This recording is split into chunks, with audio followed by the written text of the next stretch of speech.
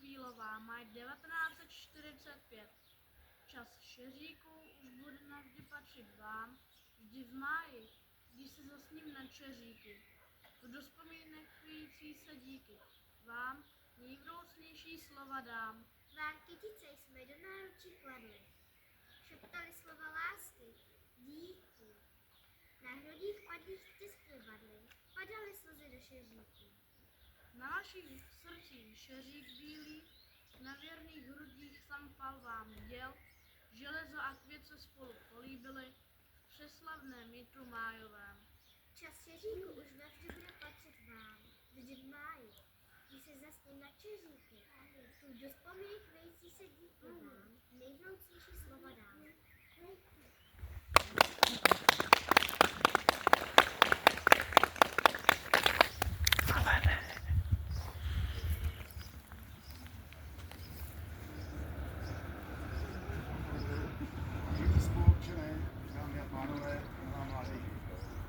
Každoročně v tomto májovém čase přicházíme k pomníku padlých v první světové válce, abychom vstřícně vzpomněli všech, kteří ve světových válkách bojovali za naši svobodu a vyjádřili jim svůj dík za jejich odvahu a obětí. V letošním roce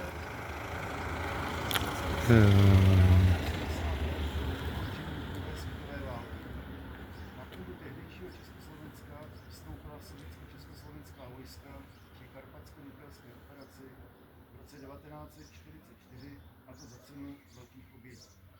Dne 18. dubna 1945 překročila americká vojska naše hranice od západu a osvobodila část našeho území. Konec druhé světové války vzpomínáme v našem regionu především v souvislosti s operacemi Pravý srpku Národní mstitel, který byl vysazen 25. března 1945 v prostoru Chudolas a kterému velel major Kanišček.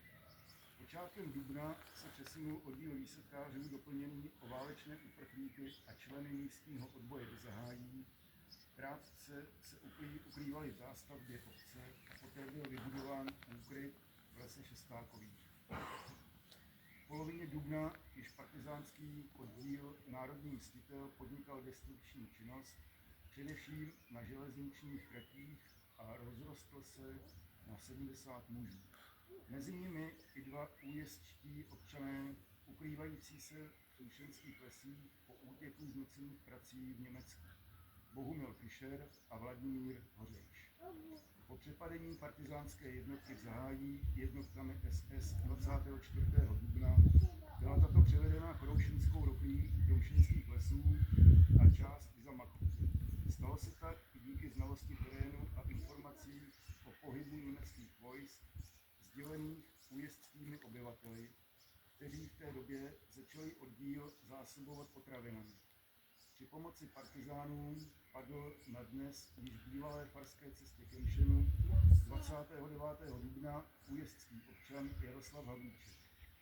Ve dnech 5. až 9. května se obyvatelé újezdu účastnili odzbrojování německých běženců a vojáků.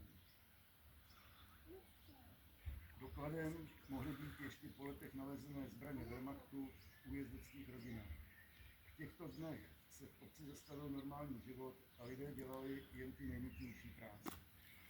Velký újezd 9. května zažil i krátký nálet sovětských bombardérů, kdy se lidé strčili včas ukrýt a tak nebyl nikdo vážně zraněn ani zabit. Tento nálet se konal v době, kdy již Praha oslavovala osvobození a Mělník v tento den zažil 7 vln náletů hloubkařů a bombardérů. V letošním roce naší obci děkovali členové rodiny v Zahájí pochovaného poručíka Beneše, a to slavě. Dojemné je dní 80 let nezapomene. Ve vzpomínkách se máme možnost vracet i k vyprávění čestného občana obce Chrušice a člena Pravý srpku Národní mstitel plukovníka Dimitrie Popůlka, který zemřel v roce 2007 ve věku 85 let. Z jeho vyprávění víme, že se narodil v Podkarpatské Rusi, po okupaci maďarskými vojsky uprchl stejně jako 40 000 jeho spoluobčanů do Sovětského svazu. kde však byli internováni v lágrech.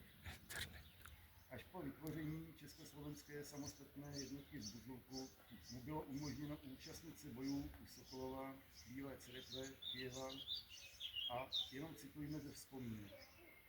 Přiznávám, že byly chvíle, když jsem byl smířený s tím, že nepřežiju. Jednou z nich byl bojový konflikt na ruské frontě u Bílé Cerkve. Bylo mi tehdy 22 let. Naše protitanková rota dostala rozkaz přehradit ústupovou cestu Němců. V promrzlé půdě na přelomu roku nebyla naděje se zakopat. Vystupující německé tanky spustily palbu. Když pěchota nebyla zakopaná, dali se naše jednotky prakticky chaoticky na ústup. Tanky do toho začaly střílet.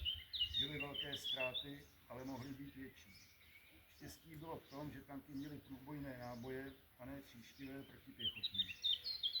Ovšem, jak ten dav ustupoval, a kde proletěl náboj z tanku, tak tam se udělal průsek. Dav utíkal dál a lidi ranění, mrtví, kusy těl zůstávaly na stěhu. Asi 3 kilometry se ustupovalo, když pak tanky odrazilo sovětské dělostřelectví. Vedle mne dostal přímý zásah z tankového děla náš nejlepší střelec a doslova se mi ztratil před očima. Jeho puška po něm zůstala. Před tanky jsem utíkal do úkrytu. Důstojník těsně přede mnou padl, do bezpečí jsem doběhl sám. U šance jsem měl 2 průstřely, další v rukávu i v plášti.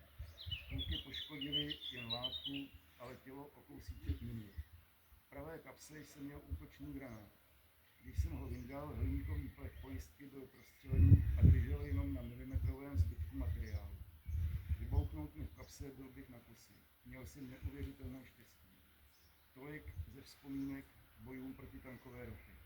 S postupující svobodovou armádou a po vypuknutí slovenského národního povstání byl Dimitrij Popík zařazen do hloubkového průzkumu, poté převelen výsadku majora Kaniščeva jako jeho zástupce pro průzkum. Po ukončení války a další změně hranic rodného Zakarpatí se rozhodl žít v Čechách a až do odchodu do penze sloužil v československé armádě a byl pravidelným účastníkem pietního aktu v Zahájí. U příležitosti 80 let od ukončení bojů druhé světové války vzpomeňme na osudy dalších obyvatel naší obce. Pilota československého letectva a RAF plukovníka Jana Šťastného, který emigroval z protektorátu Čechy a Morava v roce 1939.